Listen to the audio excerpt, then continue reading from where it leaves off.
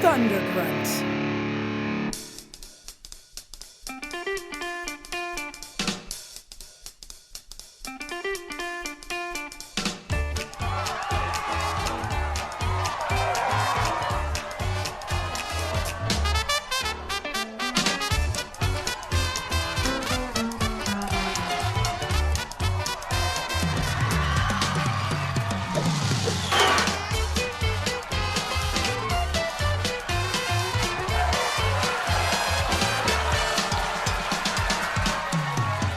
Hey guys, Bob.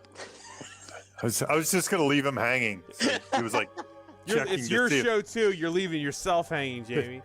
Anyway, He's like, everyone. Did Zoom go down? Yes. Google Hangouts. Well, everyone, welcome to Writers Blockbusters. We're a show that takes the final edit of a movie and treats that like the script. And we're gonna introduce ourselves right now. Go ahead, guys. I am Jimmy George. I am a screenwriter and full-time script consultant. My Twitter handle is @JimmyRGeorge. And I am Jamie Nash. I am a screenwriter, and my Twitter handle is @Jamie_Nash. And I'm Bob Rose, and I'm a guy on the internet that makes stuff sometimes. And my Twitter handle is @ThunderGruntBob. And today we are here to talk about a movie that I feel like we need. Not that me and Jimmy don't love it, but this is our Jamie, we're sorry for making you talk about Ninja Turtles episode. We're going to talk about Raiders of the Lost Ark. The script to Raiders of the Lost Ark. Yes. Oh, I prepared for Crystal Skull. I didn't realize. I thought you said my favorite Indiana Jones movie. Yeah. Oh, sorry. Yeah, we meant the most lauded one, not the best one, okay. Obviously. I see. You know what? I actually have a bone to pick real quick because looking to watch this for this episode. It really annoys me that all the streaming services call this movie Indiana Jones and the Raiders of the Lost Ark. Yeah. I understand that it works for search purposes, but that is not the fucking title of the movie. Yeah. So to that point, so I just wrote a book, Save the Cat Writes for TV. Oh, buy really? Buy it now on Amazon. So I just wrote a book, and I use Raiders as an example. And my editor actually came to me one day, and he said, "Oh, I looked up that movie, or I looked up Raiders of the Lost Ark, and it's actually called Indiana Jones and the Raiders of the Lost Ark." And I told him, "Not in my book." I refused. Jamie. I said he could not do that. Yeah, I think Universal Studios actually changed it on IMDb. he did. It was on IMDb. I can't believe it's on IMDb as Indiana Jones End. But not in my book. So if you buy Save the Cat Writes for TV, it won't be referred to as the original Raiders of the Lost Ark title. History is all right and correct in Jamie's novel. Anyway. That's right. Interestingly enough, Blackish also is all lowercase. But I think we kept it uppercase. That is just so weird. These are the kind of things editors call you with at the middle of the night. Talking about this, related to this, I put all the episodes up on YouTube officially again, properly this time. And I had to looking up titles of movies in their proper format. It's really weird sometimes. I always forget adaptation has a period. You know, shit like that, weird stuff. That is weird. Yeah, well, I mean, that's part, it's because titles can be anything. Anyways, we're going to talk about Raiders of the Lost Ark. Just like that, Raiders of the Lost Ark. Jamie, who wrote this shit? I don't know. No. One of my favorite screenwriters, Lawrence Kasdan. Yeah. But story by George Lucas and Phil Kaufman, which I think is key, as we'll talk about in a little bit. Mm-hmm. So, I could talk a little bit about it now. Yeah, I think George had an idea for my buddy George. He liked all the, yeah, exactly. Frequent listener, collaborator. He was a big time serial guy. Star Wars was based on some of those Flash Gordon and things like Spy Smasher, and I'm trying to think Buck Rogers, stuff like that. He was a big fan of those Saturday morning serials that people. My father was a huge fan of these, by the way, too. So I kind of grew up with that same bit of knowledge. I remember watching the black and white Flash Gordon and a lot of Tarzan stuff. And George was a big fan of those. I think Republic Pictures was the big company. And he had the idea for an archaeologist adventurer. And then he told Philip, is it Phil Kaufman or Philip Kaufman? I want to call him Philip Kaufman. I think it's Philip. I think. Philip. Yeah. Okay. So he talked to Philip Kaufman. I should have looked it up, but that's my gut. I'm going with Philip. No, we don't do our research here. Just say things. It doesn't matter. Well, if you look up Indiana Jones and the Raiders of the Lost Ark. No. So he told Philip Kaufman about it, and Philip Kaufman was the one who had the idea about the Lost Ark. He apparently learned that from his childhood dentist. And can you imagine having a childhood dentist that was talking about the Lost Ark and Nazis? So that became the MacGuffin. Those two ideas were married. George wanted Philip Kaufman to direct it, but Philip Kaufman ended up not directing it because he went off and did, I think, The Right Stuff. Again, I should look this stuff up. I think that's it. Yep. You sound like it's a fact. Yeah, this it sounds good. Well, it sounds right. I once read it in this book, The Complete Making of Indiana Jones, by J.W. Rinsler, a book I love. But it's out. I'm sure it's on Wikipedia too if I looked it up. So there you go. That's the origin story. And then, I forgot to get to Lawrence Kasdan. So then when George brought Steven Spielberg in, which was that infamous story you've probably all heard, 1977, Star Wars is coming out. They're in Hawaii. Close Encounters is about to come out. And Spielberg wanted to do a James Bond movie. George said, I got something better for you. And he talked about his movie. Great, George. Yeah. It was? Really? I don't know. So through all that, Spielberg came on the project. Spielberg had met with Lawrence Kasdan to do, he helped him sell Continental Divide, the John Belushi movie. And he knew Lawrence Kasdan and was a fan of Lawrence Kasdan. So they brought him in to write the actual script, which we'll talk about, kind of that story conference, that story notes thing that's out on the internet too. We'll talk about that in a bit. I think that's the whole story. Wraps up in a bow. And Lauren, I mean, we've talked, and this is, I'm going to say, the second Lawrence Kasdan movie we've done on the show. Solo being the other one, if you count Solo. Yes, Solo. So none of the big hits before that. No, we haven't done any of his other. The Big Chill. Yeah. Is that Lawrence Kasdan? I didn't know that was Lawrence Kasdan. I think he directed. Yeah, I think he. Yeah. Really? I didn't know he that. did. I don't know much about The Big Chill. I guess that's on me. Well, Body Heat. Body Heat. I mean, we did this with Gremlins, and I think it was pretty successful. Before we actually dive in, let's all give a little bit of note what this movie means to us. Your first experience with it. Jamie. I mean, this is a big one. So yeah, Jamie, please go first. Yeah. So when people ask me what my favorite movie is, Raiders of the Lost Ark is my favorite movie. Wow. It's the one I was telling you before we went in the air. I said it's the movie I've seen the most, and for shady reasons. I think I had like in the early VHS days, before anybody even had VHS, I had a like pirated copy or something of the VHS back in the day. So the FBI is going to come knocking at my door for residuals or something. But it was when I saw it. So just to give you I could go in a long history. I've told this story in other podcasts and stuff, but I was like most kids. I was a big Star Wars fan. Star Wars was the movie that blew my buffers. But when I saw Star Wars, it came out of nowhere. By the way, Star Wars, not Star Wars: A New Hope. Don't believe that IMDb crap that they try to feed you. Anyway, when I saw Star Wars, it came out of nowhere. Like I remember swimming one day at the local pool, and somebody talked me into going. My father and my sisters were going, and some other kids. I had no idea what I was about to see, and it blew me away. I was a little scared. I was really young. So it came out of nowhere for me.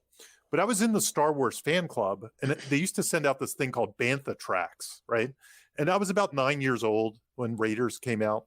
And I would get Bantha tracks in the mail, and it had this new movie from the makers of Jaws and Star Wars.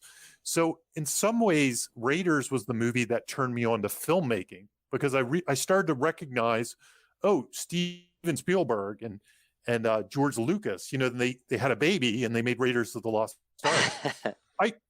I have to say, at 9 years old, because I didn't have the references, I didn't really understand what Raiders of the Lost Ark was. I thought it was a Western or something when I saw the guy with the hat. Yeah. As 9 years old, I did not understand really what it was. I was like, this isn't Star Wars, but Han Solo's in it, so I guess I have to see it. And I'm getting Bantha tracks. And I remember the week it came out, I started to be into film reviews and stuff because I actually remember Stephen Hunter, who was a local reviewer for the Baltimore Sun at the time. And he went on to write books and work for the Washington Post. He wrote a review of this movie, and I read it that Friday morning. I used to read movie reviews because Star Wars had turned me on to that and stuff. But Raiders is one I remember reading, and he explained the opening sequence of it, and it had me so excited to go see it. And I can almost, recount that movie review as much as I can recount the movie, and because I was so excited to go see it. So it was the first movie for me that had hype to it, that I was waiting for the Friday to come out to go see it. In addition to that, it was my first Steven Spielberg. No, it was. I realized it was not my first Steven Spielberg movie. 1941 was my first Steven Spielberg movie. That's all in the theater. Yeah, because I was too young to see Jaws. Close Encounters, I think, might have been a little scary for me as a kid. So I saw 1941 because it was weird enough, as a little kid, I was a big SNL fan. And my dad my first R-rated movie was the Blues Brothers. So anyway, I saw 1941. So this is my second, but I don't think I realized 1941 was Steven Spielberg. So this is my first Steven Spielberg movie. Anyway, that's it in a nutshell. It was my favorite movie. I've seen this movie more than any movie I can think of. Star Wars may be a close second, but this one probably because of that. I'm just kidding. No, not Star Wars. Do you find yourself? Do you think it was formative in the way that you tell stories? I definitely think it was. I definitely think so. This movie has to be as influential as any other in my storytelling. One thing I'll say about it too, that we'll get into a little later, I thought it had a lot of horror movie elements to it. Yeah, definitely. Especially as a kid. And I think I was a little into horror as a kid as well. So I love those horror movie elements. Like that opening sequence, like having the skull ride the spikes and all the darts in the guy's back and all those kind of things. And then of course the end with the faces melting and all that stuff. Yeah.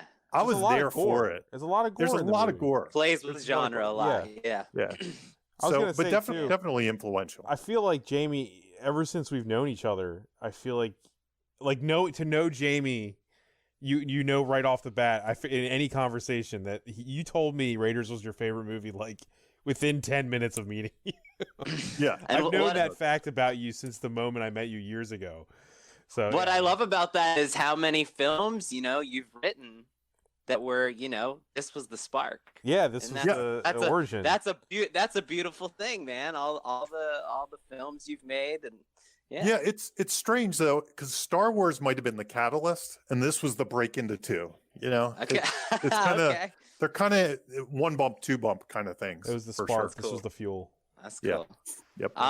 For me, I was only one when this came out, when Raiders came out. So my dad was like an early format snob, and we didn't have VHS. We had Beta, and so when we went to the video store, we could rarely ever find anything because they had it on VHS, but they never had it on Beta. And we're like, damn! It's the reason that we all in our house would watch WWF wrestling, because all the WWF tapes were available on Beta. So I was like 5 years old watching all the WWF tapes. But we did have a Beta copy of Temple of Doom. So we had like 5 movies in my house, like on Beta, that we watched on rotations. Raiders is not one of them. So I had to drag my dad and like constantly like hunt for the Beta copy to be available of Raiders of the Lost Ark. And I discovered it probably a couple years after I was like in love with the character of Indiana Jones through Temple of Doom. So Temple of Doom was very formative for me as a storyteller. But Raiders is something I didn't have a love for until later. I think, Jamie, that one of the first things we ever talked about too is when you told me that. I think I said kind of similar to what Jimmy said. I wasn't even born when this movie came out. I mean, my whole relationship with Indiana Jones started on cable and VHS. I didn't, like I always hear stories about people that are slightly my seniors saying they went, when they went to see Star Wars or Raiders, it was like a eye-opening, oh my God, this is what cinema can be experience. For me, that was Jurassic Park. That shows my age difference. But you know what I mean? But like, yeah. I fell in love with Indy because of I think Temple of Doom on TV. Yeah. And we had VHSs of Temple of Doom and Last Crusade. I watched them. I've seen them maybe more than any movies, Wow. But that takes nothing away from how much I admire Raiders of the Lost Ark and love it. Raiders actually kind of taught me what the difference between it kind of taught me what franchises were when I went back to watch it the first time. Like I was like, okay, now I understand how something got from there to there, and then I became obsessed with it. And kind of what you said, Jamie, it's the only, I think, franchise that I had an entire trilogy of posters up in my room and stuff. And it was the first time where I started like realizing like, hey, the guy that made this and this got with the guy that made this. Because, the posters advertised George Lucas, and it's like, for me, when I bought them as a kid, I was like, oh, wow, they're actually talking about other things the people did that I love. They made this. Yeah. So yeah, that kind of brought in Hollywood to me, I think. If anything, these movies. I really can't underestimate the guy, the team up aspect. To me, having these two come together, because Jaws was so ubiquitous when I was a kid. I mean, it was everywhere. Everybody read that book. And of course, Star Wars was ubiquitous. It was like pairing up Superman and Batman. It was like, whoa, you can do that? Yeah. It was like mind blowing to see that for the first time. Like that. That's cool. That they could both appear in the same. It's kind of like when we did that Ready Player One episode, 2 years ago now. It's hard to describe to people who are younger now what George Lucas and Steven Spielberg meant to us as kids. Yeah. It's not, you can't just describe it and it works. It does, you don't understand. like if you're a film fan and you're of a certain age, they're kind of like gods, regardless of any missteps along the way. Okay. Or after, yeah. Yeah, like if you're younger, you just see all the mistakes they made since the great times. But you got to understand those moments, or they're big. Yeah. Yeah. Okay. Let's talk about development. Yeah. The development meeting. I'm going by. Go ahead. Yeah. No worries. The one thing I did want to say is, I don't think we've done this in the last couple episodes for various reasons, but just to give an FYI, in 1981, how much money this movie made? It made $248 million domestic. That was its big number. I don't have it. That's not with inflation, though, right?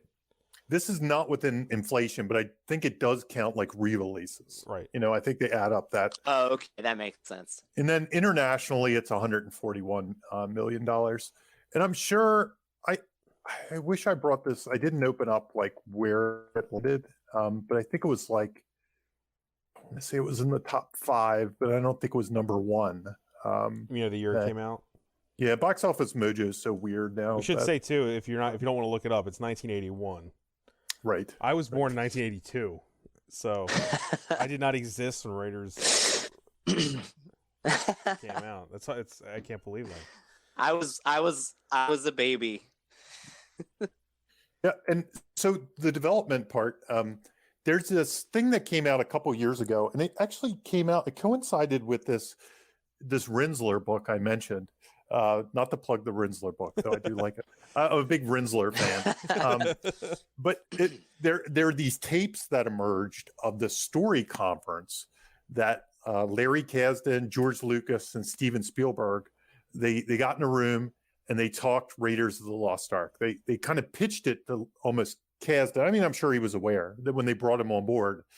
And I think George kind of did the driving of that particular meeting. If you read it, it's actually kind of funny because like there's some really weird ideas in that as well. Like, George is at one point early on, George is like, I think he should have a bullwhip. There's this, I think it would be really cool. We haven't seen it in a while. And Spielberg's like, yeah, and he can whip it and like whip somebody's belt off and their pants will fall down. It's like what? And there's all kinds of stuff like that in there. It's a brainstorming like, session, right? You're like, huh? Yeah, exactly. And I think that's what's instructive to read it, is to see what how even these great people making a great movie, they have a lot of throwaway ideas too. And yeah, go for it, Jimmy. And they're not judging them. Like, they're sort of just throwing shit out there, and they're allowing themselves to have bad ideas, because generally when you do that, you end up getting to the good stuff. Like, yeah. I'll include a link on the podcast page for this episode to this Mad Dog Movies transcript. The transcript of their story transcript session that we're talking about right now, if you're interested in finding it. It's funny because the one thing I remember from it, the one idea they did judge was like, George is there. So right now I'm calling him Indiana Smith, and Spielberg's like, yeah, I don't like this. I don't like that name. He's like, he really did not like the name. I don't think he liked the Indiana name. Yeah, like he's a nerd almost. Indiana Smith, and he's like, yeah. He's like, we'll have to talk about the name, I think he says at one point.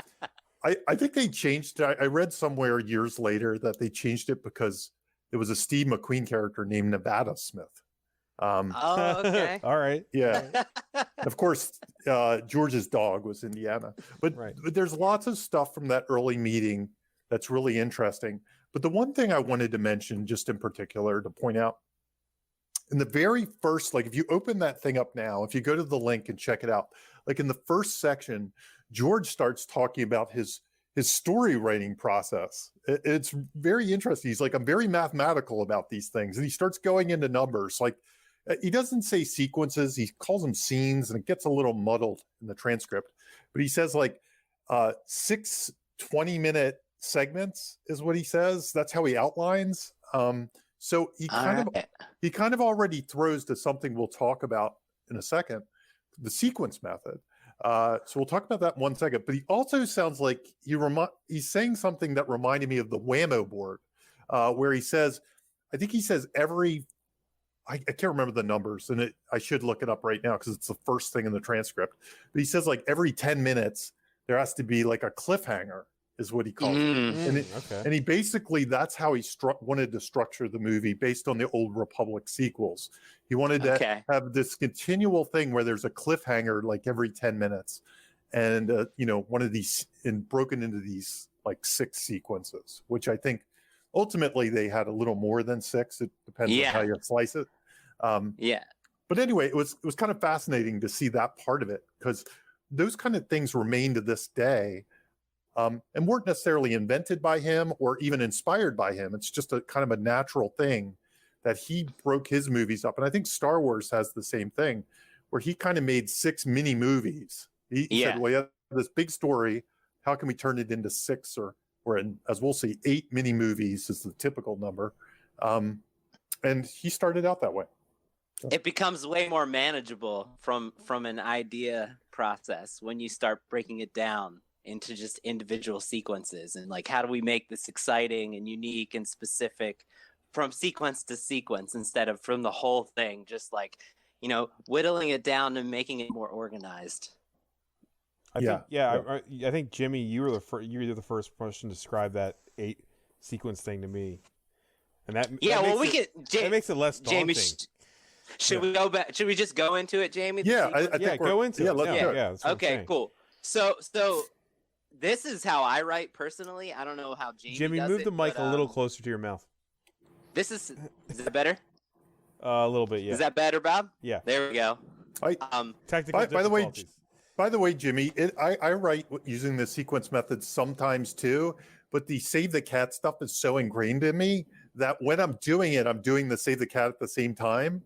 Simultaneously, simultaneously. So it's all a big jumble in my head sometimes. We all have our our own methods, and they tend to, once you learn these tools, work together. But Yeah, an easy way. You're like, okay, I have this 2-hour movie or 90 minutes or now even just 60 minutes. That's becoming normalized, which I think is actually good. You say, okay, well, how the hell do I get 90 minutes of story using this like one basic premise? Well, you come up with, 8 major set pieces, and then you break down a 10-minute movie within each of these set pieces and each of those set pieces gets its own whiteboard, right? So there is the idle cave heist has its own whiteboard, right? So you can just sit there and compartmentalize all the things you could do just like that. And like Jamie, we're going to talk about later, then it feels like its own movie. That's why each of these sequences feel like their own self-contained movie, because they sat there and they did an idea session just based on the one scenario. So then you had I was going to say, I know we're almost 60 episodes in, but real quick for the audience, a whiteboard. We're saying whiteboard a lot. What is a whiteboard again? I know what it is. What I'm saying. Go ahead, Jamie, and I'll bounce off of you. I mean, a whiteboard is literally a whiteboard. It's named after the thing that you would use, right? It is. Yeah. So like a dry erase board or whatever you use. I mean, it could be a pad of paper or anything. You can think of it metaphorically, but it's really whatever you're using to jot down kind of disposable notes that you can just kind of scribble all over the place. The idea is that really deliver on the premise, mostly like things you can do with what you have, right? That's right. Yeah. That's right. And you'll see a lot of kind of verbal whiteboarding in that story conference when you read over. It's just like, what if we did this? What if we did this? It's a lot of what ifs. Gotcha.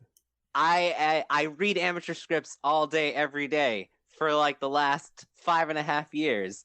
And what I typically see is the result of someone not doing what George Lucas and Steven Spielberg and Lawrence Kasdan did for an hour, which is just sitting down and exploring the concept and the premise from all possible avenues, right? So they're workshopping all the possible people that could be specific to the promise of the premise, all the places, all the things, all the scenarios. And so the value in doing this is that you end up coming up with so much good shit that you can't even fit it in one movie. Like a lot of the stuff that they came up with, or at least had basic ideas of, ended up in the later movies because they were so good.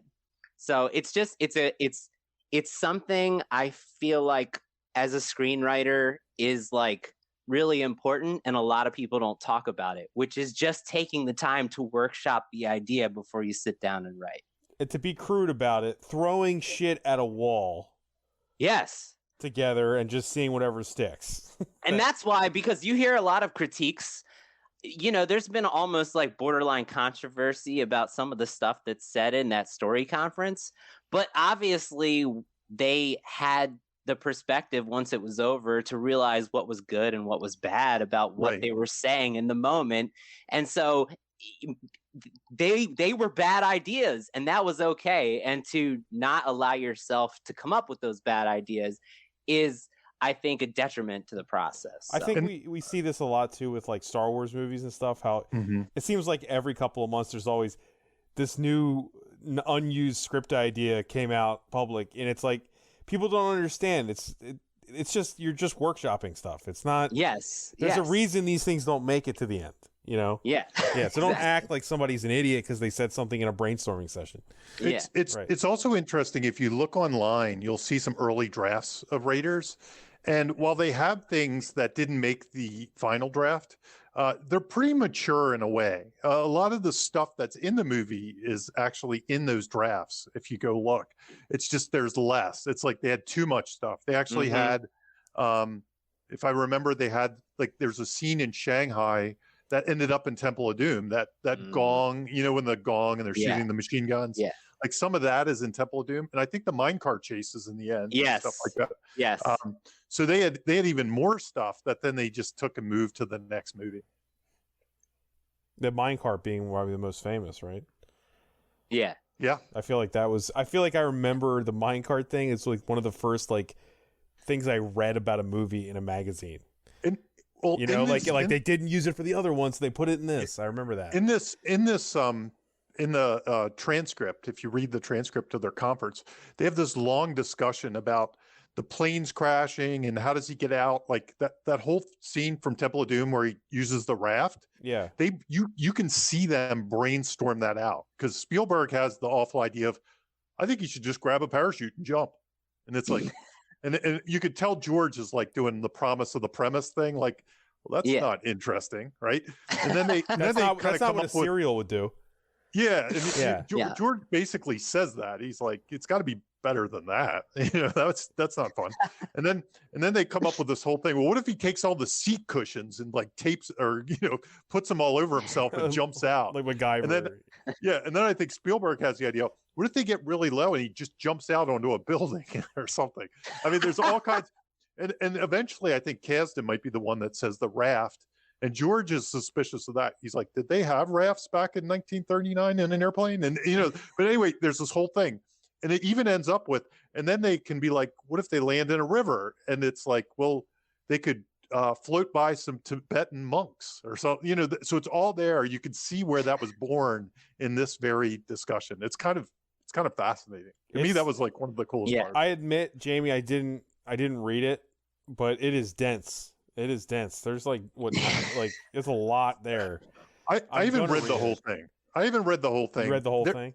I have not read the whole thing. Oh, you haven't? Okay. Somebody actually made a YouTube series of this where they mix jokes in. Like, it has the real stuff, but then they do some weird improv as the characters. So that is weird. If you'd rather watch that, you could watch it. All the facts are in there, but it also has some other weird stuff and jokes and stuff, at the expense of Lawrence Kasdan, George Lucas, and Steven Spielberg.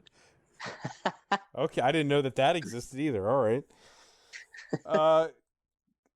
Well, I think we're on a character discussion, correct? Yeah. Yeah. Yes. Give me an idea what you mean by that. So, well, I don't. Go for it, Jim. Go ahead, Jamie. Yeah, I was going to say, when I saw, sorry, we step on each other, but when I saw the in the transcript, there was a lot of stuff that was character first that George was pitching in that transcript, and it reminded me of something Jimmy likes to do, which was the action figure exercise. So that's why I wanted to mention. Explain the action figure exercise. Bringing it to prime time, Jamie. Oh shit. Right. So as I mentioned a minute ago, I read a lot of undercooked material, what I call it, where I've really been calling myself, and I mean no disrespect to my clients, but I've really been calling myself like a judge on Nailed It, whereas like my clients have this, they know what they're intending to do. They know what they want. And if they could achieve what they wanted, it would be like this beautiful, delicious cake, right? But they don't know what to do with the eggs, and they use powdered sugar instead of granulated sugar, and just these important ingredients. And one thing that often I see is so much focus on the internal aspect of character construction and almost nothing on the iconographic aspect of the characters. So like I will read an entire script and I couldn't tell you what that character looks like, because people are so, in this era, I find people are so scared to describe a person's physical attributes that what they end up doing is not describing what the character looks like at all. They just run. They run in the opposite direction. Is what you're saying, right? So what we have is characters they've spent pages and pages doing that whiteboard on the internal aspects of the character, but they've literally spent zero time on what that character is supposed to, how they appear on screen. And so the exercise that I give people is, okay, tell me what your character would look like if they were an action figure, right? And you can tell that they did the work. The writers of this did the work, because everyone is iconic in the way that they look. And yes, there are departments who have a hand in that, but this is the writer's job. The writer's responsibility is to figure out how they can visually express the character and the premise specifically. So I'll give you the parameters. I mean, you could that argue I that they were also coming off the largest action figure franchise ever in history before they got here. So it kind of like Lucas is a genius at this already.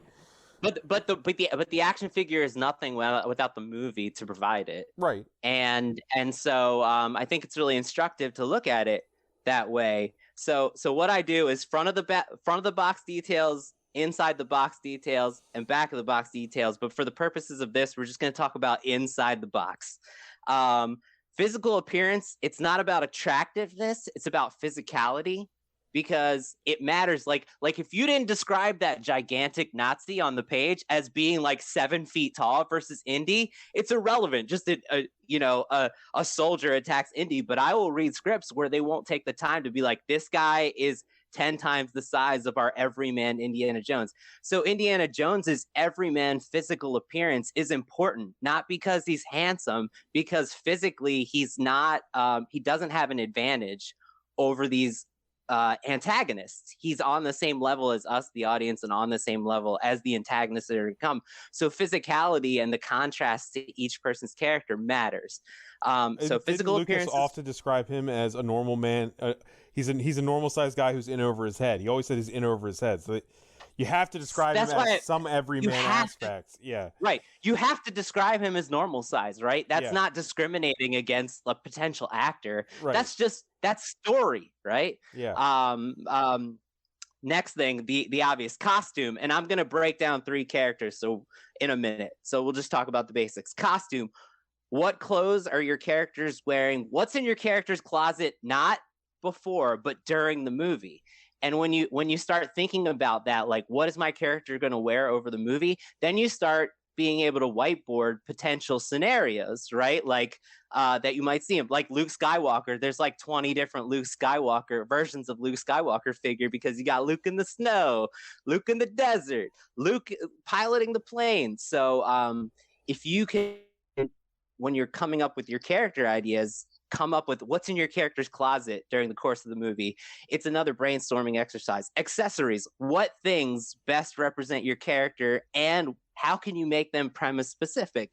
And brainstorming these accessories also will bring forth scenarios and tactics, like, the loader in Aliens, tactics that a character might use to get. You can almost come up with a scene based on coming up with potential accessories first, scars, birthmarks, tattoos that might incur during the course of the movie, and we'll get into that in a minute.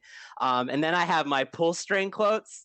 I try to challenge my clients to take a character, give them 3 pull strings that only they would say, and that helps to kind of create the voice and the persona of the character. If you can come up with 3 lines, and see, you don't even have to have a scenario to put the lines in. You just come up with the lines themselves based on everything you've constructed with the character. So there it is. Physical appearance, costume, accessories, scars, birthmarks, tattoos, and pull string quotes. So we're going to break down 3 characters in this movie and show how it works. Indiana Jones, like I said, everyman physique. What did you say that George Lucas said, Bob? He said he's always in over his head. So to be in over his head, he has to be an everyman. Right. He can't be like Arnold Schwarzenegger. It doesn't make sense. Right. So that physical appearance is important. Costume. He's got the iconic leather fedora that you can buy in the gift shop after you leave the ride. He's got the leather jacket, but then he's also got teacher Indy costume. Yep. He's got desert disguise Indy. He's got Nazi disguise Indy. So instantly you can just be like, how many different costume changes can I show this character in? And then that starts to make you dream up sets, scenarios, and just basically like who the character is and what kind of things they do. Accessories. We have the whip, the gun, the bag of sand, the torch, the notebook, the snake. If you buy the action figure, you got to have the snake in Indy's action figure.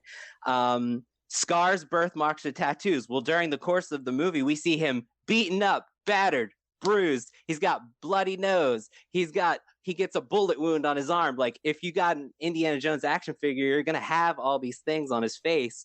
So thinking up what the action figure might look like could also, once again, help you come up with scenarios for what Indy might experience during the story. The two sequels And then like bought into that even harder too. Like they did what you're saying like tenfold.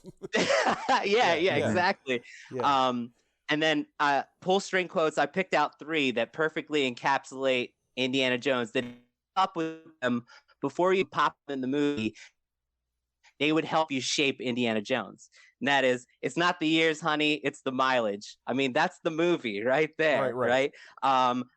I don't know. I'm making this up as I go. You pull string that action figure, that's Indiana Jones. I don't know. I'm making this up as I go. Every scene is an exploration of how he's doing that. And then, I hate snakes, Jock. I hate them. So like those three pull string quotes, they perfectly encapsulate the character, and you can come up with scenes and ideas based on that. Do you want me to keep going? You want me to do Marion? Sure. Yeah, sure. Bob's like, all right, go for it. Go. I mean, yeah, go, man.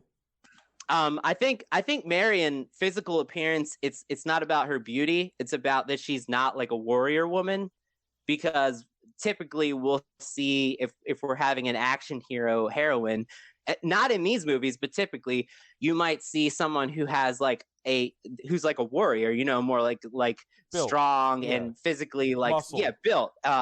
So the fact that she's grounded and she's like an every woman, just like him, is very important to her appearance. It's very important to describe her that way and to specify that, so that when she gets in a scenario, you also know she's not physically, doesn't have an advantage for any of these people that are attacking her.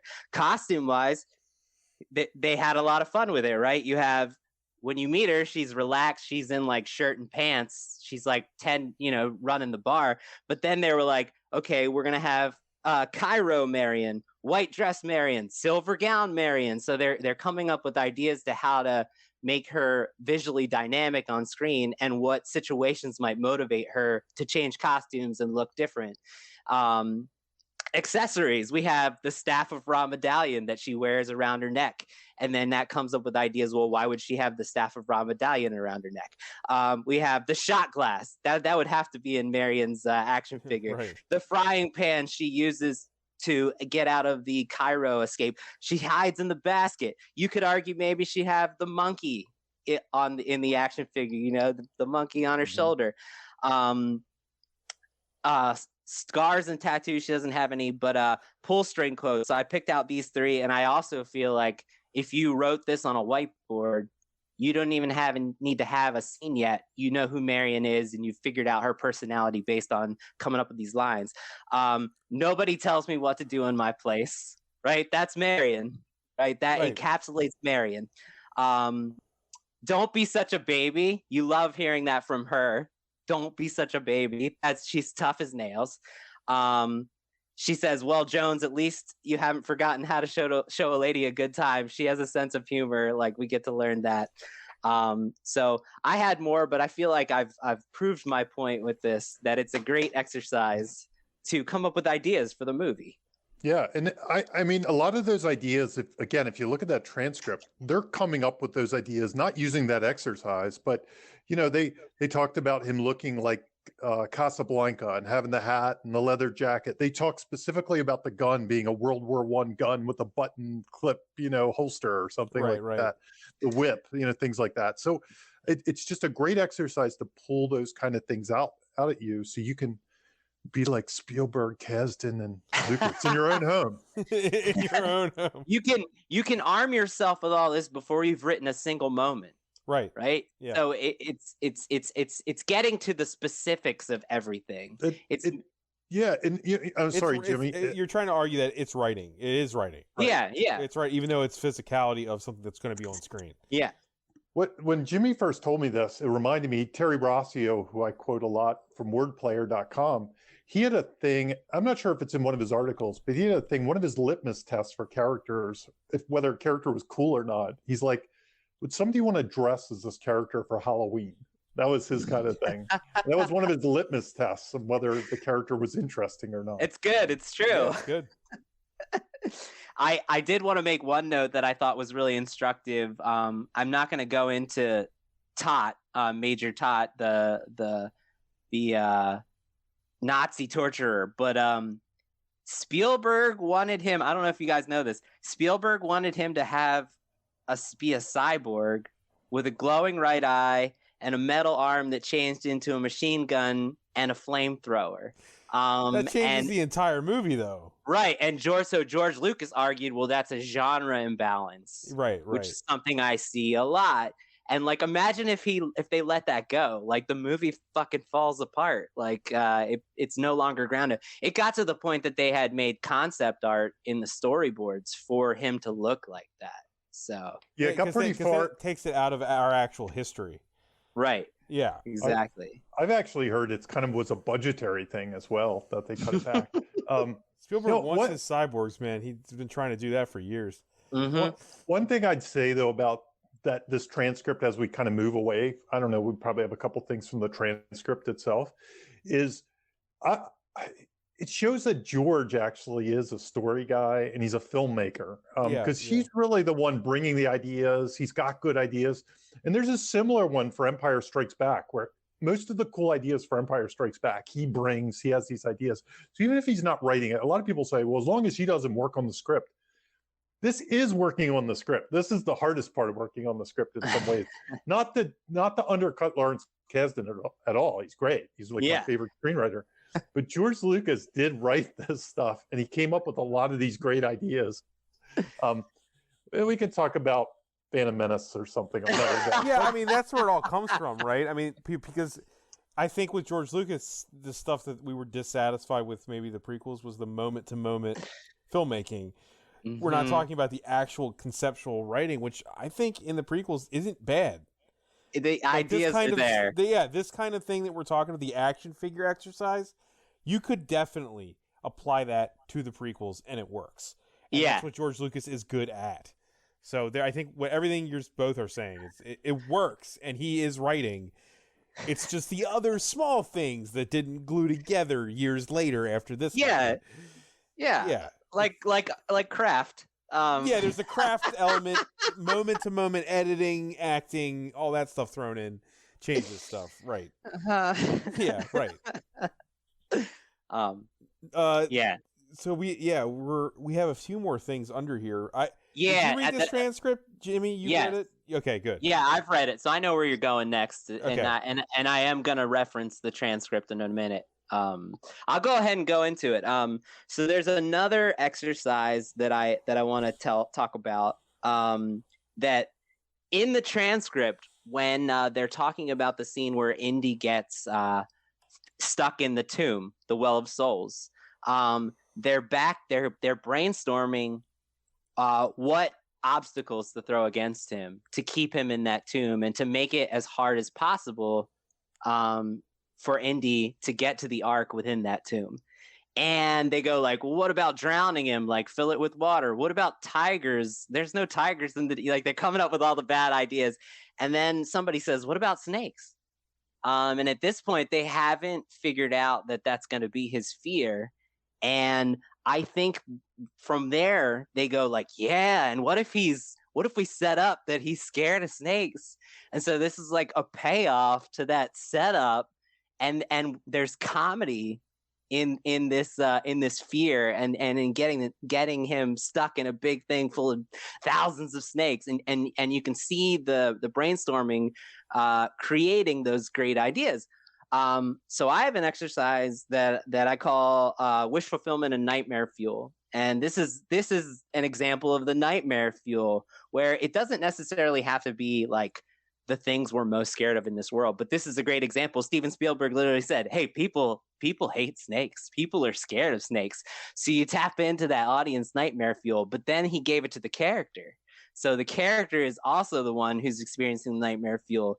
And what I like to challenge my clients to ask is, this is the prompt. Make your character say, I'll do anything you need me to do to achieve the goal, except the one thing I have to do to achieve the goal that involves facing my fear.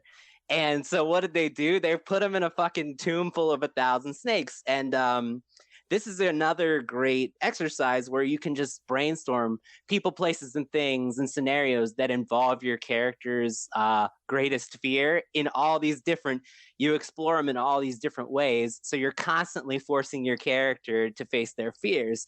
And that was all born out of the whiteboarding session on that tape. So that was and this can be internally too. Like the internal thing is it's the same exercise. Like I'll do anything you need me to do except change the one flaw that I have in order to achieve the goal. Like all Luke needs to do to achieve the goal is believe himself, use the Force, and he blow up the Death Star. He doesn't need anything. He just needs to believe in himself. He just needs to achieve the internal. So you put Luke into situations where he has to believe in himself. You find all the different ways where Luke has to believe in himself, and that's like another form of idea generation. And in this movie, we'll get into it later, it's Indy doesn't believe in a higher power, right? So you're constantly throwing Indy into situations where he has to confront the fact that he doesn't believe in a higher power, and if he believed in a higher power, it would help him get out of the situations.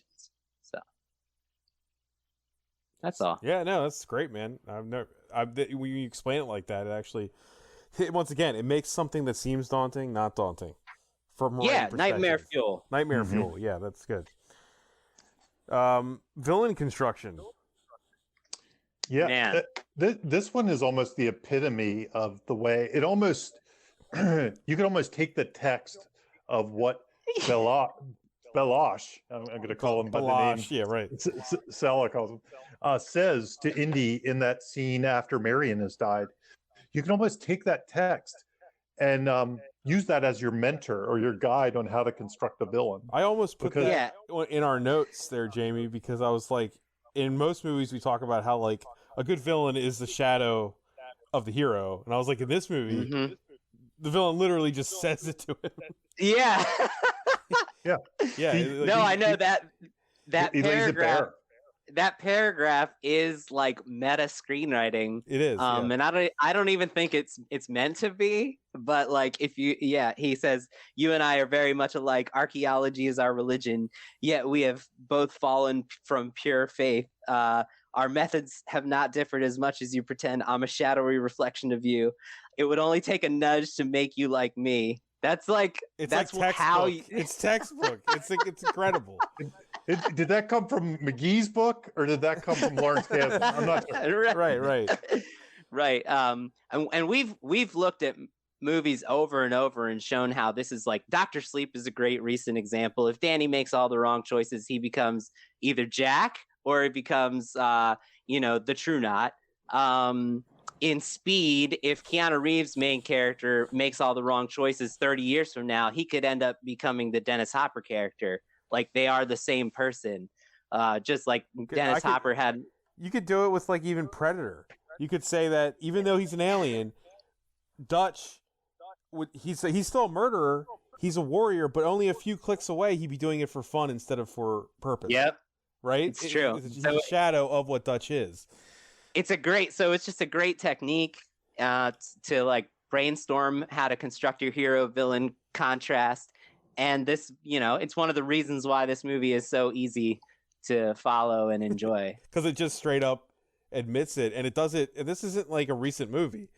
This kind of I feel like this movie wrote the book on that trope almost for modern times. It at least set it on the nose. It admitted it cemented it. It cemented it. How's that? Yeah, it didn't create it. It cemented it. I think I can't remember if I added this or not, but we could talk about comic obsessions a lot with characters and how that fuels them and gets you through and fuels the story itself. And like you just said, Belloc and him both love history so much that it actually stops Indy from accomplishing his goals. Because he won't destroy the Ark because he's such a history nut. It belongs in a museum. Right. He's obsessed. Right. His comic obsession is his love of history. Yeah, in some ways, the story is like a work obsession story. Yes. It's somebody that's so obsessed with his job, he's missing out on some of the normal things like love and things like that in life, because he's so obsessed with it. And I think that counts as comic obsessed. It's not exactly like as cool as the Twinkie from Zombieland or something like that, but it's there though. It's there for sure. I was the cold open. Let's get to the cold open. Right.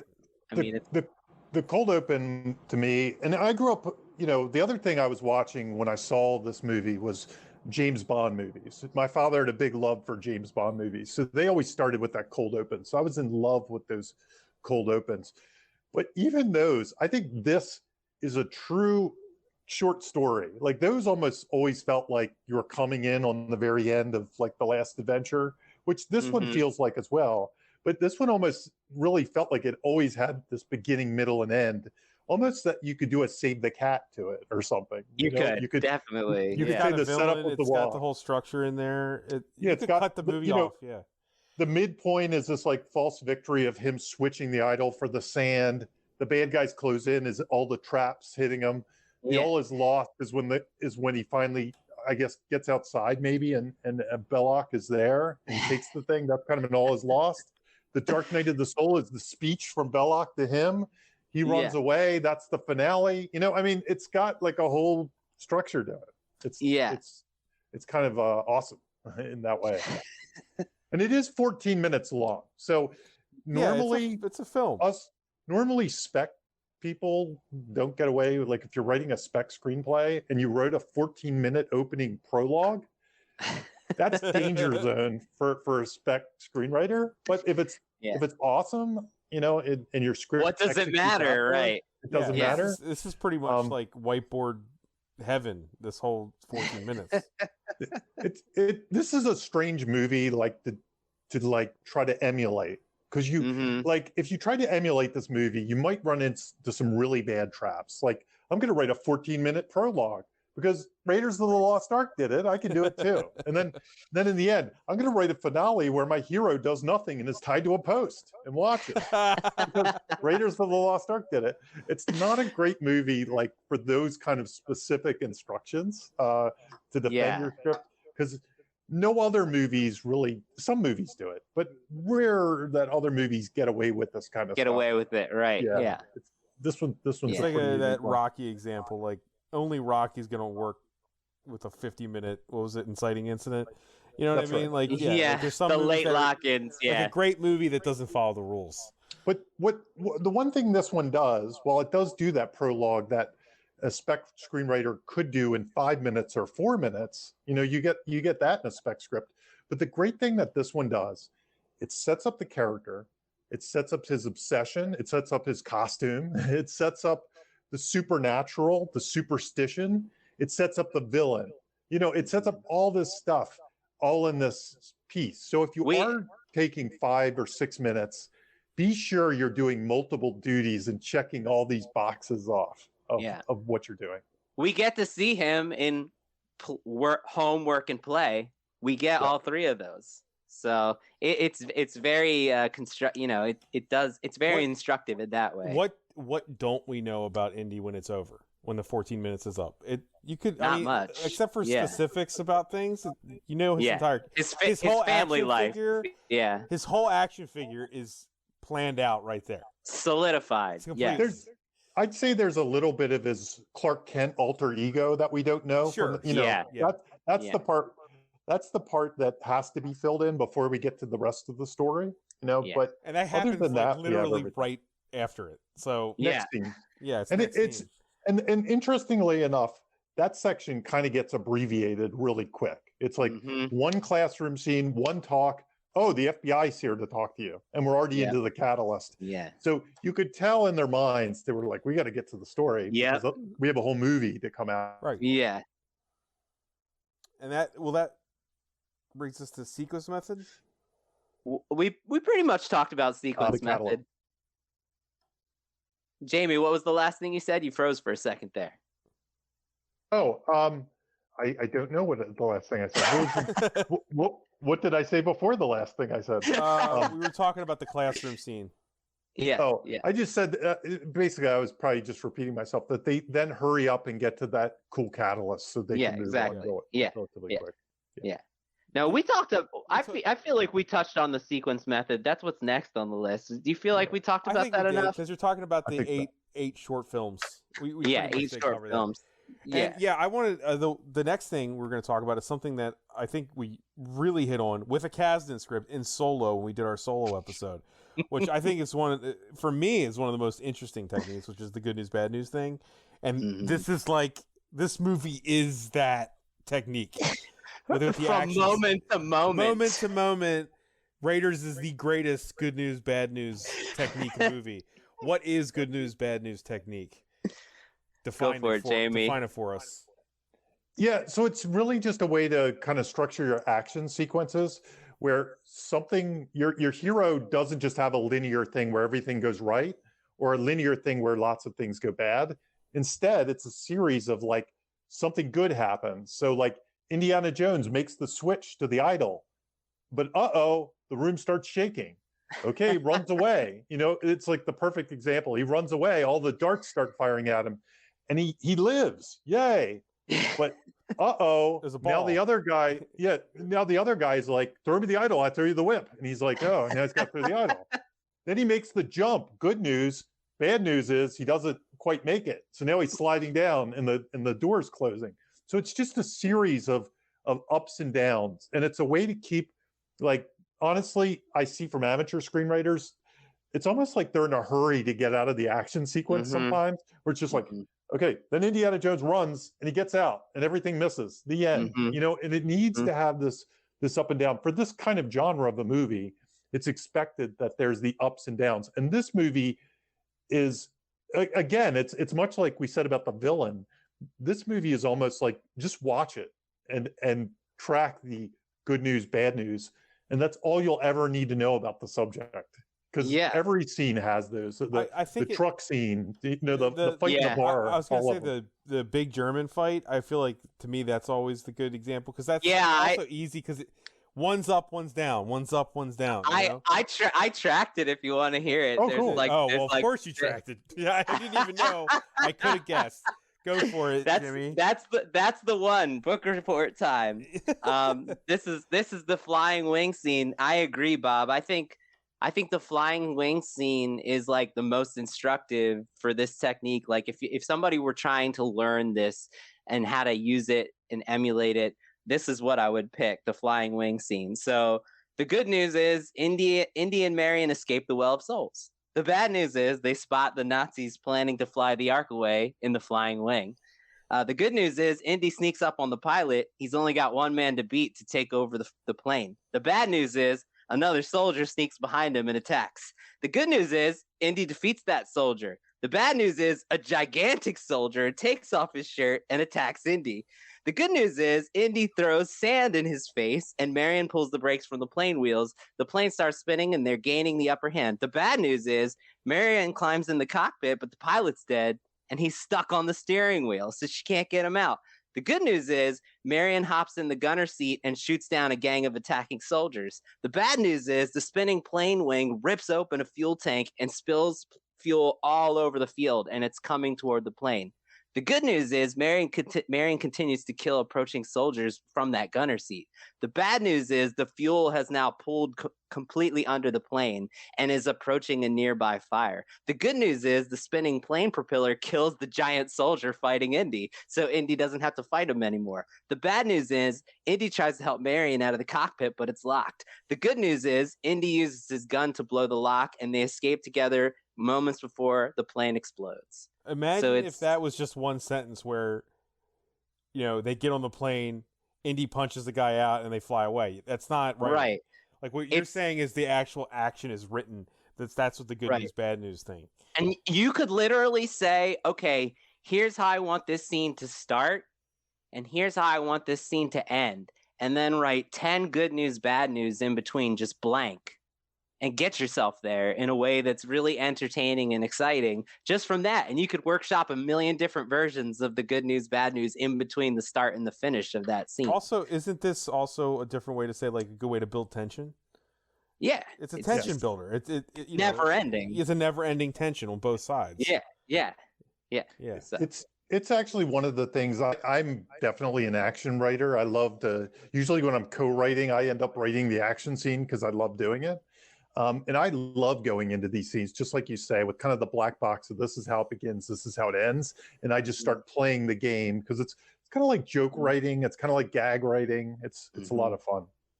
And yeah, and there's you start doing, just like all this stuff, you start doing it intuitively. You just start saying, okay, I need my good news, bad news. Here we go. Bam. So you don't even need to start with a blank good news, bad news. The process just takes care of itself once you start doing it. Right.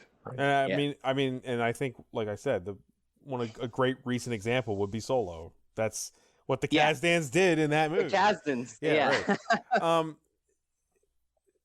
What I wanted to just say is we often talk about coincidences and how coincidences in the story are only one. I think you said this, Jimmy. One is forgivable.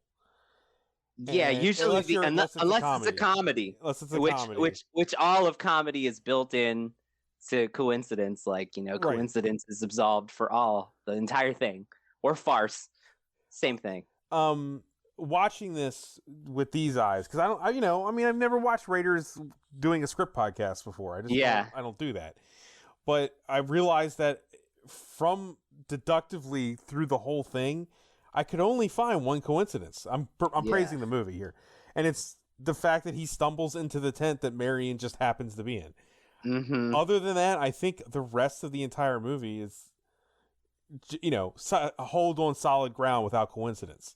I would agree. Right? Yeah. I was basically saying, do you guys agree with me? Or there's like one other spot that I always, in the years later, it never bothered me. Right? But I'm sure it wouldn't bother me either. But yeah, the one spot that's a little weird to me, it's not so much a coincidence, but when the bar scene, when he leaves Marion and then comes right back, always was a little weird to me. It seemed like a little Deus Ex Machina to me or something. Oh, okay. Yeah. It's just like, okay.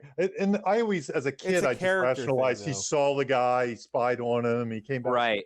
But it is a little weird in my screenwriting adult eyes. I probably would have to fix that somehow in my own mind, in my current scripts. You could argue that's a character thing that he did that. Yeah. As opposed to like this where he's stumbling into a tent at random.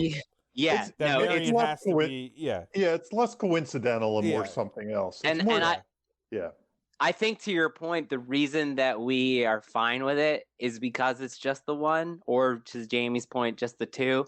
When you start getting into 6, 7, 8, the audience starts to disengage and just not buy into any of it. I mean, so the average script I consult on relies on 7 to 8 coincidences to tell its story. And the solution is just reverse engineering it so that it's organic and motivated. So the same thing happens. It just happens in a way that the audience will believe and not through coincidence. So, right. I just want to bring this up as a praise of it, really. Yeah, it's good. Yeah, because I never really looked at it like that. This one also, I think the moment is so cool, you kind of forget about the coincidence in some ways, because the reveal that she's still alive, right, is powerful. It's powerful enough that you're not really paying attention to the rest of it. It's like, whoa, she's still alive. Not that, I think even as my kid self, I kind of knew she was still alive. I could see the game they were playing with the baskets, and it was too early in the movie to kill her off. So even as a 9-year-old kid, I was a pretty good story. I knew she was still alive. I knew she was going to show up later. Well, but it's oh, God. What it reminds me of, like, there's a big twist in, and I won't say what it is, in that Spider-Man, the first Spider-Man, Tom Holland movie. And it has a lot of coincidence in it too. But it's such a cool moment if you want. It's such a cool moment. It's fine. There's such a cool moment there that you kind of forget. And that's what this one reminds me of a little bit too. It's like, it's so powerful. Yeah, I got you. That's a great comparison. Yes, I agree, Jamie. And I'm not going to spoil it. On our outline here, I wrote these two things: the coincidence thing, and then I wrote MacGuffin's done right. And I find it interesting. These 2 points, I can't help but think about Rise of Skywalker with these 2 points, as opposed to, because I don't know, for some reason, I don't know about you guys, but watching movies like this, especially Raiders specifically, reminds me of everything now where it's not done properly. And Rise of Skywalker is the best example of, like, number one, coincidences. through the roof, to the point where we were literally laughing at them. Like, but this movie does MacGuffins properly, where a lot of movies falter. You know, like it has 2 or 3. You could argue 3 if you count the idol. Yeah, if you count the idol, it's 3. But it is a MacGuffin movie. Yeah, MacGuffin. I mean, all of the Indiana Jones. That's what they are. Yeah. But they're done right. You know, it's like they hang on the story properly. They're consequential. Right. Right. Yes. I think the one big difference too is, at least in Raiders, and it's almost antithetical to a MacGuffin, but they chose a really cool MacGuffin. Like, chose something that is fascinating in and of itself, that you want to go Wikipedia after. Not that you could do it in 1981, but you wanted to research. Is that real? Was it really this thing? You know, is that really how it was in the Bible? And did it really go missing? And it's Jamie, a cool MacGuffin. add, like the staff, like the head of the staff. It's ingrained in Marion's life story, and in the story of between the two of them. It's not just some.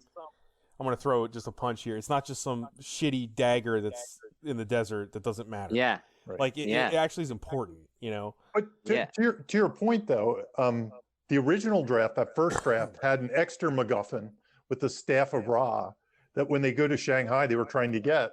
And I think that was one too many. Yeah, that's too many. Like, you don't need to go to one thing and then go to the other, and then so too many pieces to put together. Yeah.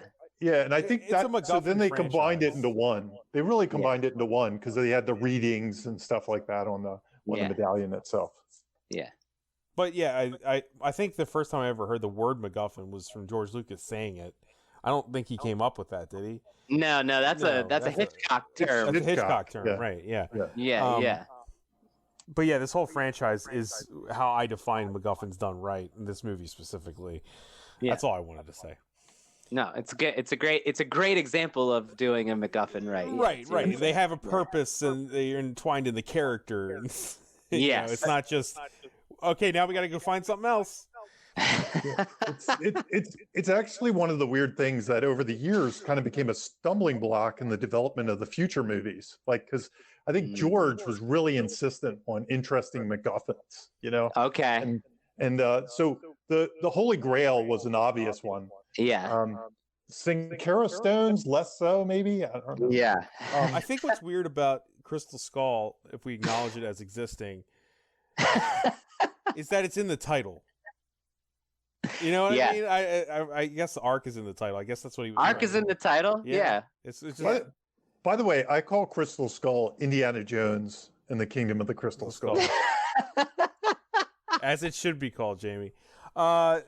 I wanted to ask you guys what you thought about this, because we often talk about praise of the killer speeches.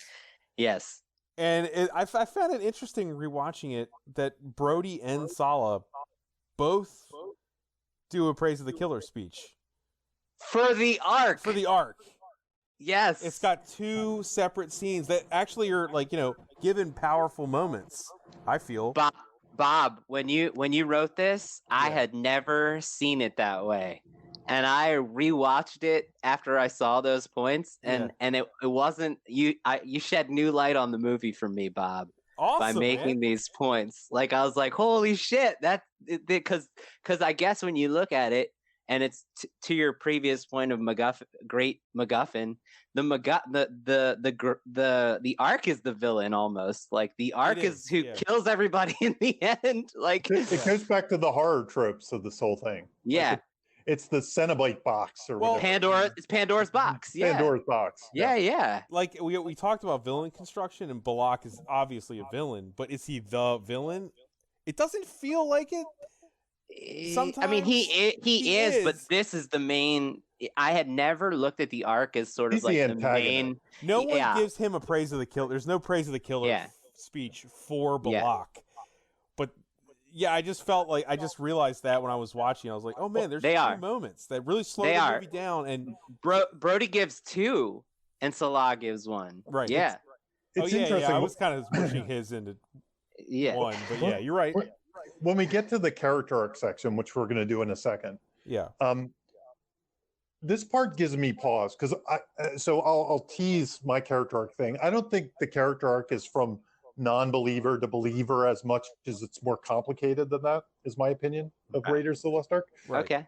But they really, really sell the supernatural parts. You know, in the beginning, they say something. On the chalkboard, our famous theme chalkboard, he says, What is the theme? folklore. What is the theme? And What he is the said- theme? What is the theme? I don't know. It's hard to say. I could say it through the character arc. But I was when gonna you- say when it's you- not the years, it's the mileage. Yeah, when you see him write on that board, he only gets like one sentence he says. But what it's about folklore versus superstition and stuff like that. And that's one of the biggest problems of archaeology. It's like this. It's glimpsed in like a millisecond. But So you think the theme has to do with his nihilism or his belief? I think there is an organic search for a theme in the writing by Lawrence Kasdan, and that's part of it. I think it's part of it. My personal, and we'll talk about Arc, but we can start kind of. Let's just about go. Go into it. Yeah, talk about it. So my belief in this movie, and honestly, there are a lot of people when they talk about Raiders of the Lost Ark that say Indiana Jones has no arc. He just doesn't change from beginning to end. What I see him changing is with Marion. So I look at the arc being through Marion. And when I tend to look at arcs, I look at things that pull at the heartstrings. And to be honest, to go from believer or non-believer to a guy that maybe doesn't look at it just in case, doesn't really pull at my heartstrings that much. I mean, maybe a little bit. So I think that's part of it.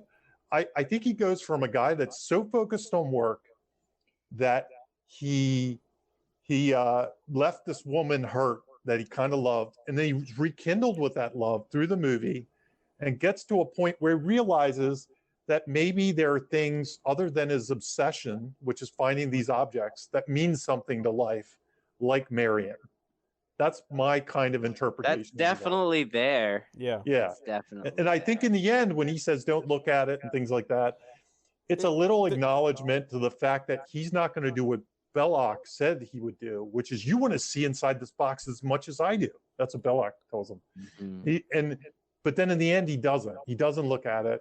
And so I do think my problem with saying non-believer to believer, which is the other aspect that most people say, oh, he obviously goes from, I don't see the learning lessons throughout. I don't see him like have something in the middle where he sees a little bit of supernatural and he starts thinking maybe the supernatural is real. I have something to say like with that. I didn't put it in our notes, but I was going to.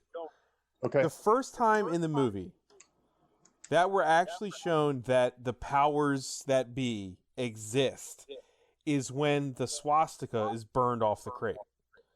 I mean, you could argue maybe the Staff of Ra, but that could still be explained with like, normal laws of light and positioning and everything. Really, the first moment is that. And I feel we're ahead of Indy. Right. Superior position. We have superior position. Thank you, Jimmy. Superior position to Indy on knowing that the Ark is the actual connected to the actual God. Like it's real. All the stuff they praise the killer speeches were real. And that feels now when I'm watching it, that's like setting up that Indy's gonna have a revelatory moment. Where he's like, oh my God, it's all real. But it's funny when you watch the movie, it's unceremonious when he has incontrovertible evidence that the stuff he doesn't believe actually exists. Unceremonious. He's just like, I know how to get by this. Close your eyes. It's like he's not surprised. Yeah. I'll tell you what's missing. What's missing? I agree with you, Bob. Bob, can I go or do you? Oh no, that's it. Go, please. Yeah. I bring it up so you guys can add on stuff. I love that we have a debate because I don't know the answer, and that's pretty awesome. That in a movie that's considered one of the greatest movies of all time, that like we can't, and that's what's great about like screenwriting. It doesn't always have to be so cut and dry, and you can still love something, and it could still be beloved. It still works. I'm not saying it doesn't work. So Jamie, I love what you just said. And I bet if I watched the movie, I would agree with that. I think what's missing is we don't have a confessional scene, right? Typically in a movie, how you get to the bottom of how a character is changing is you get that scene where Carl Winslow in Die Hard is talking about I shot a kid, and he's telling you all these things, and then you get to see the growth from that. Well, pretty much all we get is that scene in his house where he says to Marcus, he says, "What are you trying to do? Scare me? You sound like my mother. I don't believe in magic or a load of superstitious hocus pocus. I'm gonna find an incredible. I'm here to find something of incredible historical significance. And you're talking about the boogeyman." That's literally like all we get as far as a clear expression from Indy about his disbelief. And it also feels like a setup. It feels like a traditional setup, right? And so like I tried to put my finger on it because like, people always say non-believer to believer in a higher power is the arc. And if you look for it, there's 7 moments where they're trying to do that. They're trying to show his growth.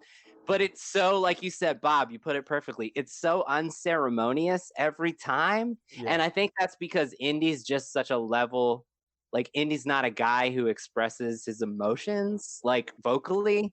Like he's not a guy who talks about how he's feeling about things. And so you don't really get the chance to like understand beyond like base things. So like, I don't know, man. I don't know what the answer is. It's definitely, I think it speaks to his character, honestly. It's like he almost, it's not something that changes his life in any way. Yeah. If the arc is real, he still wants it in a museum. And like Jamie says, the movie, oddly, while it does that stuff, it ends on him and Marion. Yeah. Right. So that feels like Jamie's right. It feels like that's the arc. It's Marion. And Jamie, you use this great before and after snapshot exercise to ask, like, would your character do something in the beginning that we see them do in the end? And that's how you track the change, right? And do you think that we learned that he actually doesn't have a meaningful relationship with Marion, but that doesn't matter in the movie itself. It feels like he's going to have a meaningful relationship with Marion after this. It feels like and when you meet, and when you meet him, that you wouldn't see him as a guy who would have a meaningful relationship. The only reason he even deals with her is to get the thing, to get the treasure. Right. I mean, otherwise he doesn't want any part. And it shows him as being almost sexless. Like everybody's coming on to him as the professor and he's awkward and kind of weird. Yeah. And he doesn't care about that. What he gets excited with is when the FBI shows up and says the Lost Ark. He's like, Ark of the Covenant. And he's all, that's when he's excited. That's what he's in love with. He's kind of like a sexy Doc Brown. Yeah, and he really totally. And then if you look at all the learning moments with Marion along the way, there's a lot more. There's him sharing the thing with the monkey and kind of rekindling the romance. There's when she dies and he wants to stop the mission and get drunk. There's when he sees her again and still is in a debate with himself whether he should leave her and get the thing or not. He does leave her, but he says sorry and he says he'll come back. Then there's the part in the end where he's still struggling with it, with the bazooka or whatever. I definitely see more human lessons with Marion than I see with the believer, non-believer kind of arc. Yeah. It's just the believer, non-believer thing doesn't hold water because it's just not emotionally there. And it's not. I think Bob makes a great point too. I think this is in 1981. It was basically assumed that your audience was a believer, right? So I think there's a certain kind of thing where it's like the audience knows he's wrong about this, and that's why we're showed that the Nazi symbol burns off and he's not, because we know from the beginning that this is going to be supernatural. There's no doubt. There's no doubt at all. There's no doubt. Yeah. It's almost like a wrong way goal to an extent. It also I wonder what's instructive about this, guys, like from a writing standpoint, as far as like what's there to be learned about what could have made that believer to non-believer to believer to work better. Because they definitely try it, but like I'll give you an example. Right from the start, when we meet him, You know what? You know He what? run- I can tell you, Jimmy. I know exactly what Go ahead. sold it, and it Go. honestly, it might not even. It would be in the writing, but it might just be an execution too. A moment where those ghosts start coming out of the ark, right? If Spielberg just did like a slow pan on Indy's eyes widening and him realizing it was real, that would be enough for me to sit here right now and say that moment is him dealing with it and accepting it, and then knowing that he has to close his eyes and tell Mary to save herself. That is just not a little, there. just a little more visibly measurable evidence. Is right. What you're saying. That he's dealing with it. Yeah. There isn't anything remotely there like that. Because, like, okay, for instance, I'll give you the opening scene, and the locals run from the idol, and Indy is undeterred. However, I think we're supposed to feel like the locals are running away because they're afraid of its spiritual power. Oh yeah. But I only absorbed that because I'm looking for it. I just absorbed it because it's a cave full of crazy shit. Like, No, I definitely think it was meant to be like, this is the cursed cave. You know, it sort of reminded me of the Brady Bunch, Tiki Doll. So right from the start, you're seeing a man who is making decisions based on his lack of belief in a supernatural power. Like his very first major action is based on not believing, right? And then he pays the price because of it. Right. Well, can I also throw something else out? Sorry, you weren't done. No, and I just like, and then the next scene, like what I'm trying to say is, I'm trying to see if I'm wrong on this. Like the next example is when he's talking to the government agents, and he like sort of joking, like he's like, if you believe in that sort of thing, right? And he says, didn't you guys go to Sunday school? But you don't really get a sense that he's like, because I don't believe in this shit. It's more like he's just a smarmy guy. Like that's like his personality. So like I felt like I was looking for it and I found it, but if I hadn't been looking for it, I wouldn't have felt it. Right. And sort of every moment like that, where there's 7 moments like that. Like Marcus warns him about the ark, and that's our one concrete where he's like, I don't believe in superstitious hocus pocus. So that's clear. And then Salah says, like, the ark is not meant to be disturbed. Death is always surrounded. It's not of this earth. And Indy literally doesn't say anything. And he doesn't have an expression on his face that says anything. Which I was so like, how am I supposed to go like, well, Indy's changing now. Like he might be on the path to a believer. So it's one of those things. It reminds me of when people say Brody in Jaws is afraid of the water. I'm like, there's no evidence of that. Like that's bullshit. It sounds good on paper, but there's no evidence. Yeah. If you watch the movie, there you can't track that. There's not a scene like where he's wearing a life preserver and holding on. He's like right. I'm gonna drown.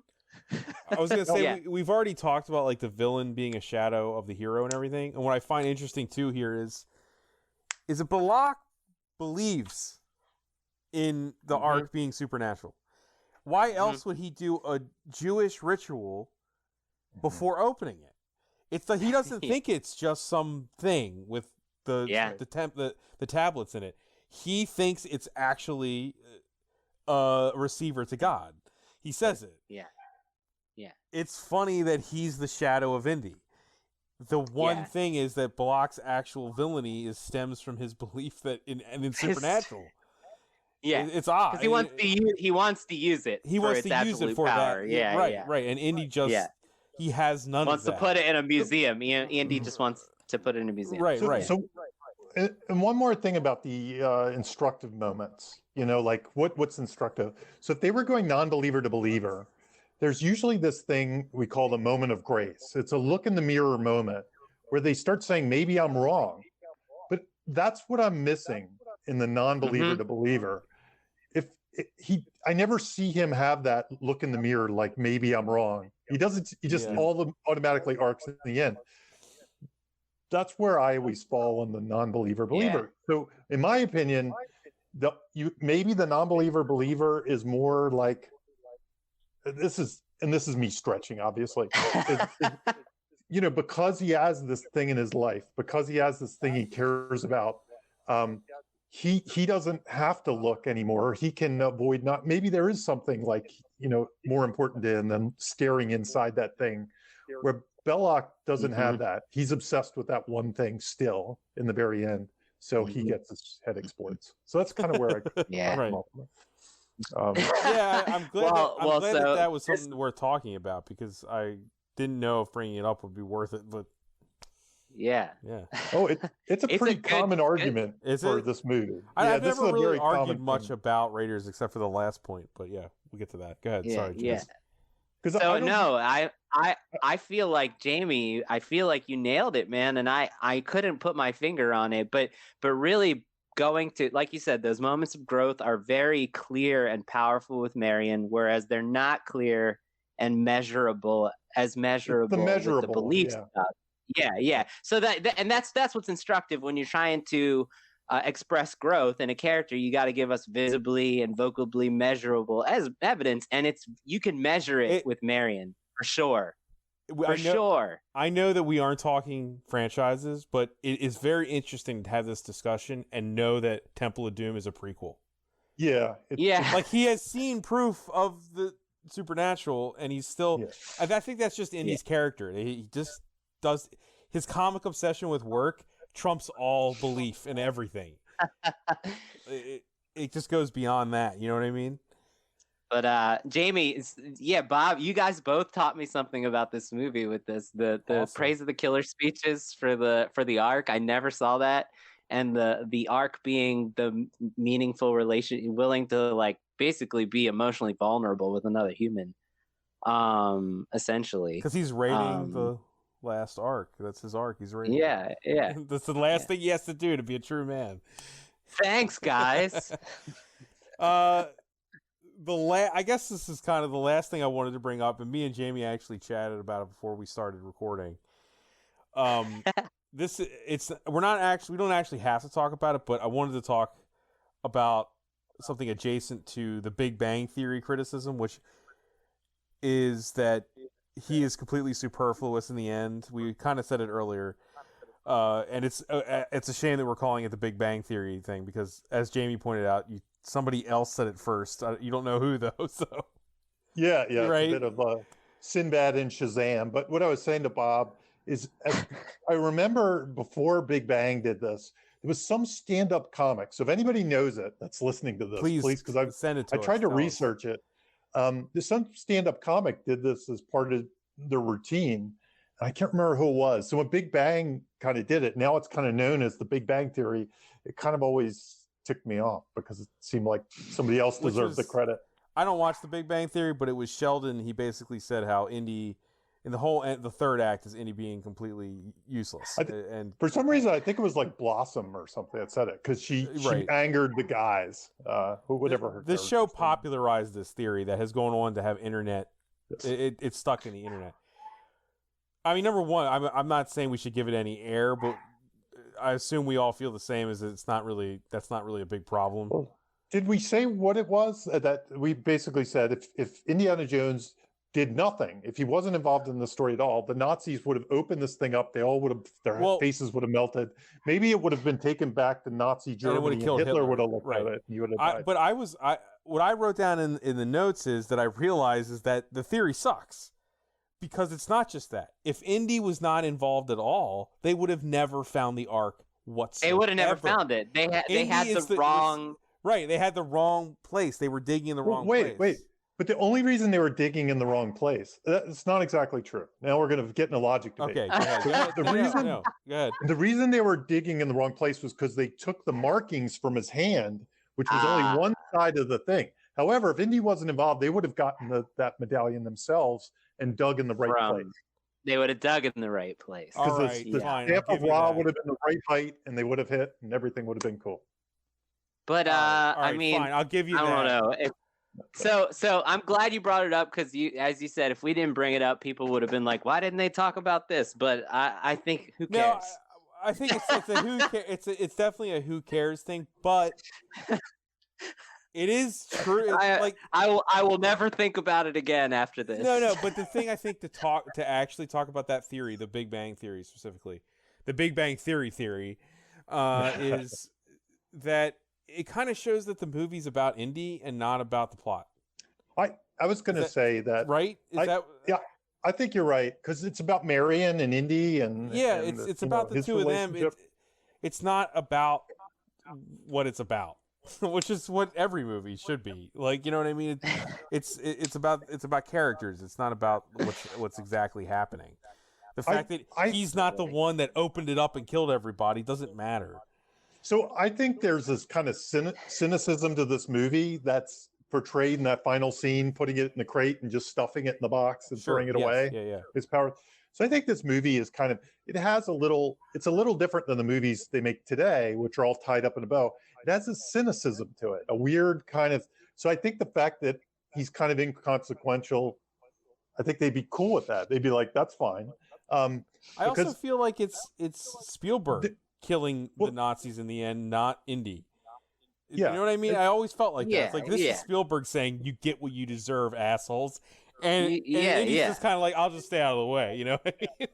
Well, there's a certain speech where Belloc says, it's with the bazooka scene, when he's going to blow up the Ark. And Belloc says something to him. He's like, this is history. We don't matter. But I think the movie, and goes back to my Marianne character argument, I think the movie's kind of saying, maybe history doesn't matter as much as the people we're with. Maybe we should pay more attention to that or something. I think there's a certain Marianne is more important than whatever's in the Ark.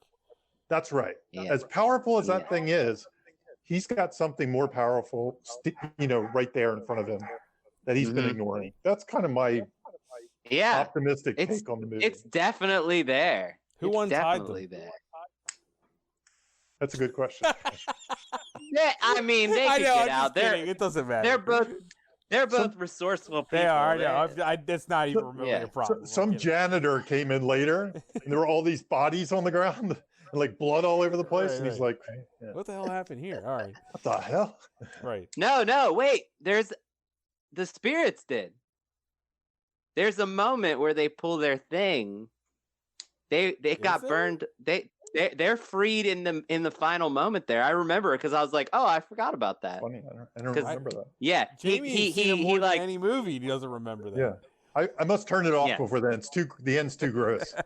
Yeah, no, they do. They lift their hands. They're free in the moment.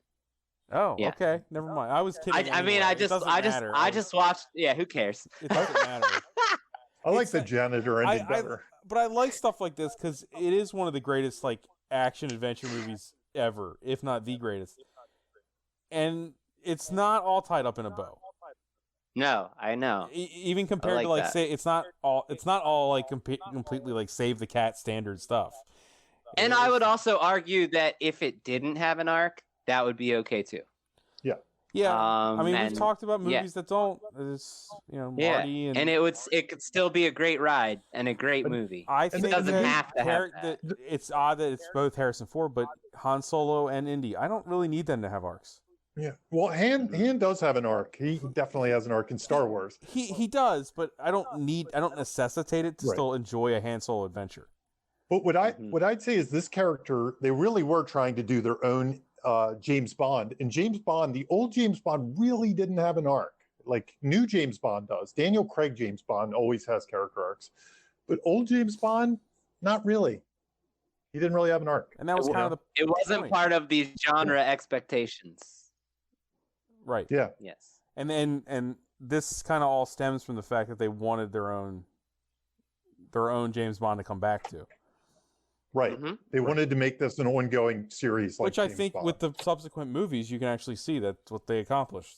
Is that especially the beginning of Temple of Doom, man. Yeah, Indy's right. The beginning Temple of Doom starts as he's in a tux. Yeah. But I'm saying, like, you can see he's not affected by any of that stuff. It's only people. So yeah, it's. In the story conference, George wanted to make it more of a playboy and like have a beautiful woman and a martini and all that kind of stuff. So that kind of got stripped away a little bit. He's way more interested in the facts, just the facts, man. Yeah, But I think that's everything. I'm getting an echo on myself too. I don't know why. We're covered. We covered a lot. Yeah. With some technical difficulties in between. It's always technical difficulties. It's fine. If you're listening, thank you through the mess of the technical difficulties. You guys have anything left to say on Raiders of the Lost Ark? No. I think we haven't done What Have You Learned in a while on the end of these episodes, but I think, like I said, you guys taught me 2 things about this movie that I've never noticed before. And I think that's awesome. That's awesome. That you can keep revisiting this stuff and find new things to appreciate. Yeah. There's still something new there. Yeah. I mean, if I had to say something I've learned was, I think, things that you're saying you learned from me there, because I didn't ever really notice that. Oh, it's when Sala gives it the praise of the killer speech. That's when I also clicked like, oh, wait a minute, the Ark is the actual monster. I was like, I didn't like realize that. I never realized it's the that. box and Hellraiser. Yeah, Jamie. Yeah, that's what I would have learned.